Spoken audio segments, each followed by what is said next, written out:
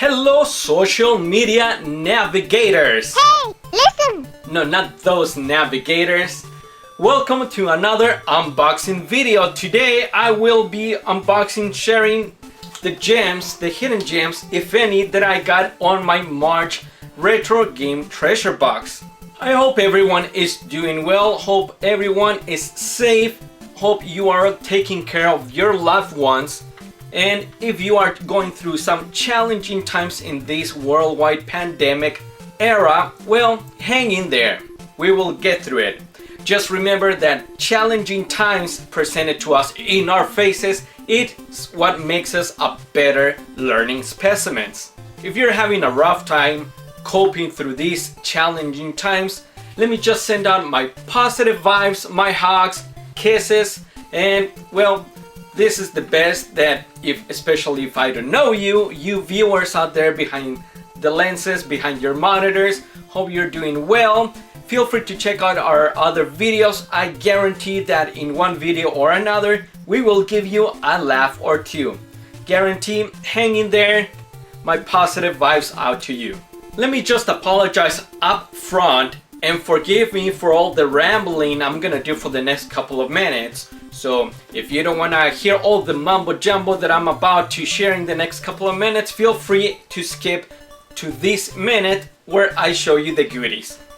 Unfortunately, this might be my last box. My last box, that is, before I'm taking a break from the subscription. And let me tell you why. Well, this subscription, as I mentioned on the very first video unboxing that we did of the retro game treasure box, I noted that I was just gonna give it a shot to see if in any way would be a benefit to build my collection. It wasn't a bad subscription to have, but in my case, being a hardcore collector, it was somewhat okay. It wasn't bad, just above mediocre level. You can't say that I didn't give it a shot. I got the box for about 6 months and I didn't find it much of a great value for me to keep the subscription active for the remainder of the year. I know that the problem already lies in me going into these because I already own most of the classics. Mega Man 1 through 6, Mega Man 7, of course the Contras, the Metroids, the Zeldas, you name it.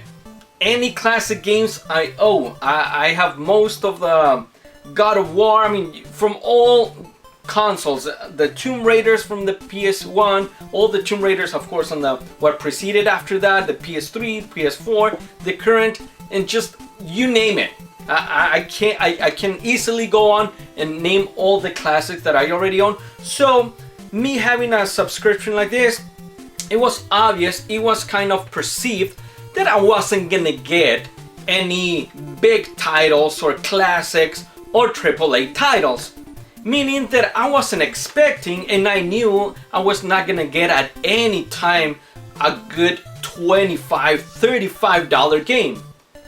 But what ended up happening is that me having the $40 value subscription, of course that includes shipping and handling, so let's say that I'm paying anywhere from $30 to $35 for the box alone or for the games itself. I only ended up getting like $3, $4, $5 games for what they are currently valued on the video game market. Now, if you are a new collector and you want to jump into the video game collecting, this is a great subscription for you to have, because when you're a new collector, you probably don't care about these little fillers, these little $3, $4, $5, $6 games. And building a collection, of course, is your main target. And as it is with, I would assume, with anyone with this subscription. I reiterate, in my case, I didn't find it as valuable for me to even give a shot to any of the games that I ended up getting. Most of these games I don't even see myself playing. You can go back and check out the other unboxing videos we did, and most of those games probably they're just gonna end up on the shelf. I may end up playing them just at random, especially in these quarantine times that we can do anything but to stay home, and I hope you are staying home, but I don't see myself playing most of those games. The best ones that I recall top of my head, actually the only two best games that I recall having on the past subscription boxes was Final Fantasy X and Tekken 3. I definitely see myself playing those games at any given time. The rest of the games, not really. They're just gonna go in the shelf as collection fillers. As a new collector or anyone who's subscribed to this box, it is great that you will not ever get a duplicate game, because you can go into your preferences and set the types of genres that you want to collect for, the types of consoles that you want to collect for. So it is a great subscription, and it is a really friendly user site. Now, don't get me wrong, I'm all in for supporting local businesses, but I know the business models that most of these retro game shops or stores conduct. As a brief business video game 101 lecture, this is kind of how they run. Not all the stores are the same, and of course it varies from the type of merchandise they carry and the location where they are, but just a brief, general, rather vague explanation of how some of these business models are. Let's say you have a $10 game, or a game that is $10. If I bring it into one of these retro gaming shops, they will have anywhere from a 50, 60, or maybe on a really rare occasion, they will have a 70% trading value. Meaning that for this $10 game, I will get anywhere from $5 to $6. Fair enough, you would say. So, of course, when they put it back on the shelf, this store will sell this game not only at $10, so they're already making those $3 to $4 to $5 from their trading value, because they bought it at $5 or $6. They bring it up to the value of the current market is, so they're already making those $4 in difference. Now, as any business, they're entitled to markup or have any other or profit margin as they desire.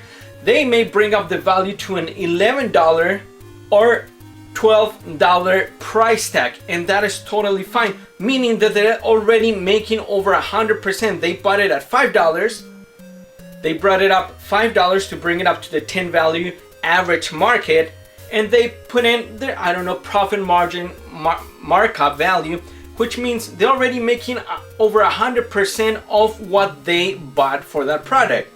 That is totally fine.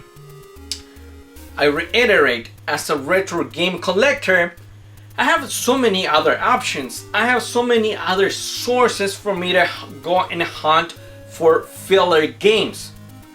I will digress a little bit from the AAA titles. Of course, that ones that are pricier or tend to be on the higher tier. So I know I can get most of these games easily at the flea market or any other online marketplaces or selling apps for about the same price, if not a lot less of what I ended up paying for these games in the past. Enough mumbo jumbo. I know you want me to show you what I got on this box, and well, let's get started, because I'm hoping I got a good set of games, at least one good game, you know what, at least two good games, because it is the exact same reason why I decided to take a break from it. But I didn't cancel it completely, I just put it on a hold for me to renew at any other time in the near future. So, like they say, without further ado, let's go ahead and jump into it. I will reveal these to you guys first, and hopefully you will get more excited than I am. I hear the bubbly air protection thing in there, and I don't know what I ended up getting. I got an NES game. Hopefully it's not a cheaty one.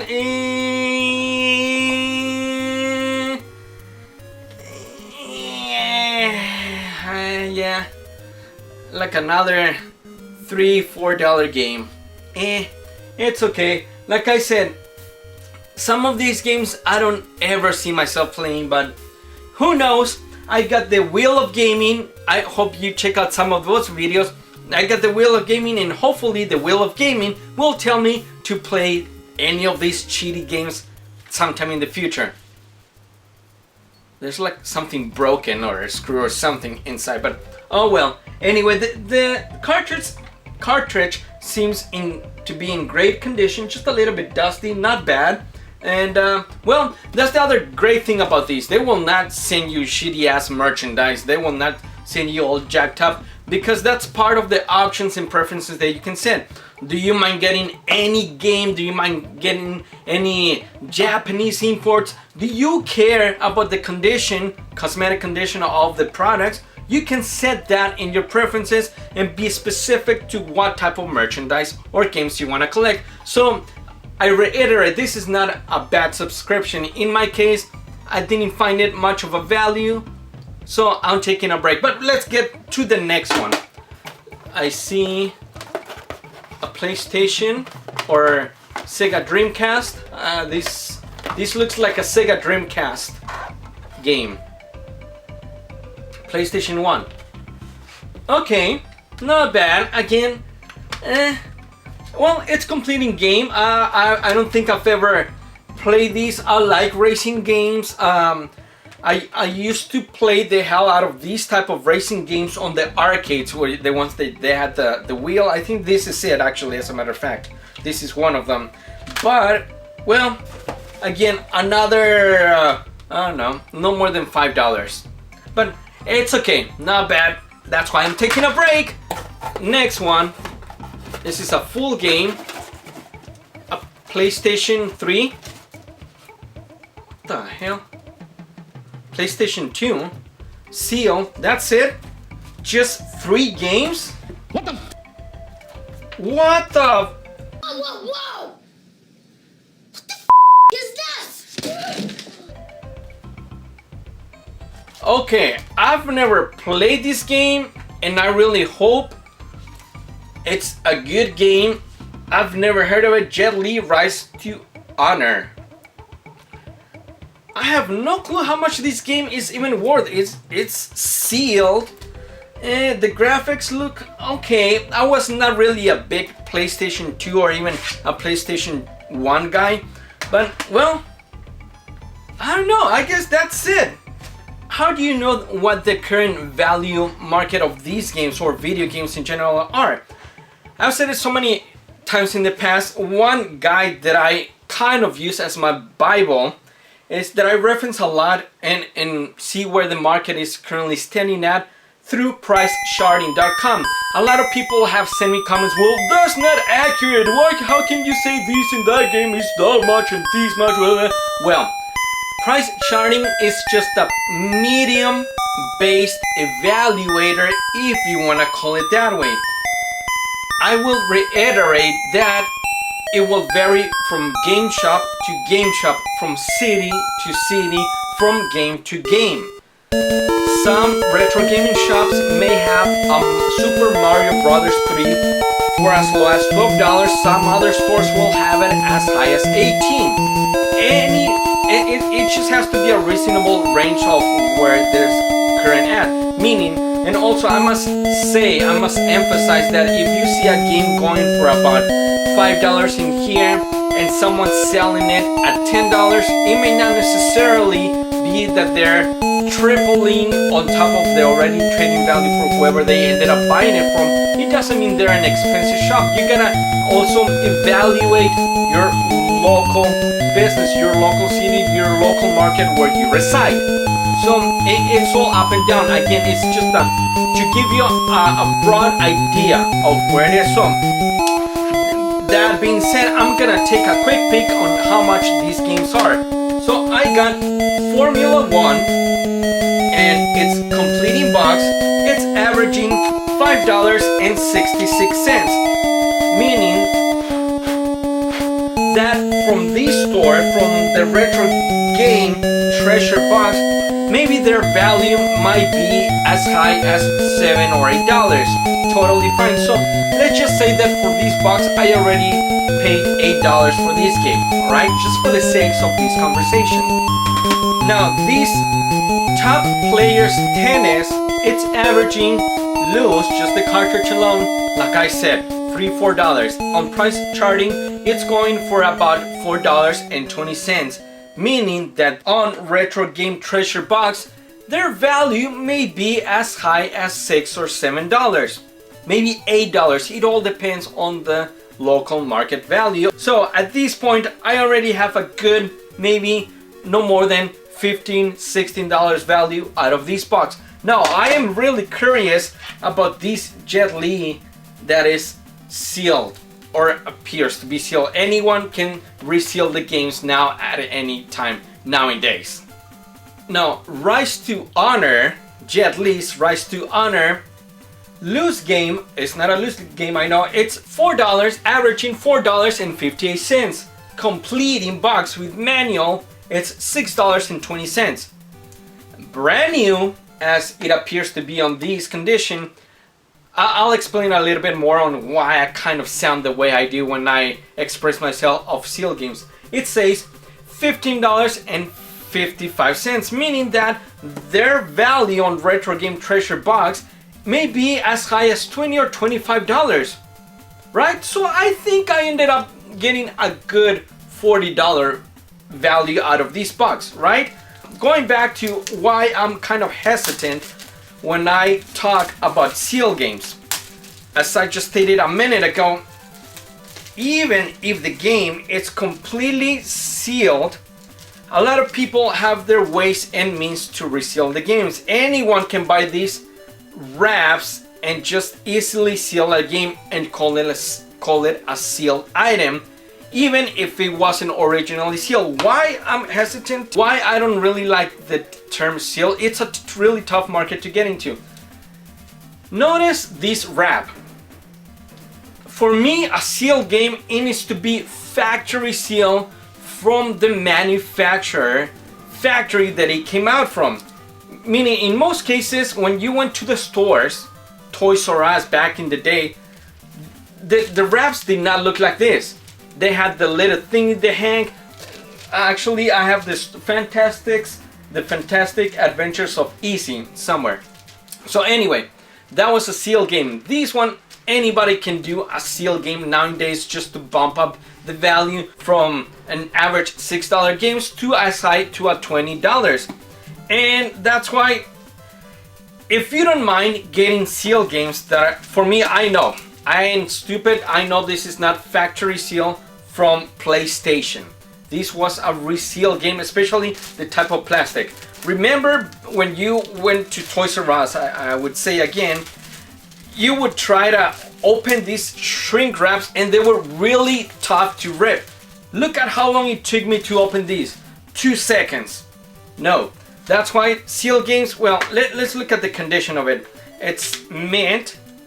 And also one thing that I will say, a lot of people also have their ways and means to reprint manuals nowadays. Now it's in mint condition, yes, I gotta give it that.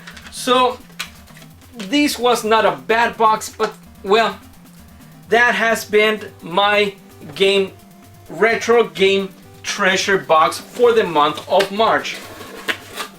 Not a bad deal, but I will definitely take a break, meaning you will not see any more unboxing of this type. We have other unboxing to do about Funkos and other things, pop culture or even video games, but not these specific ones. Until next time, thank you very much for checking this video out. I know I went for a bit longer than needed.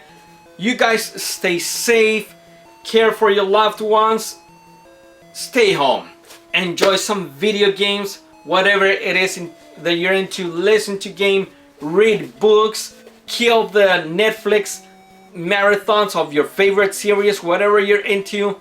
Just be safe, guys. Until next time, take care.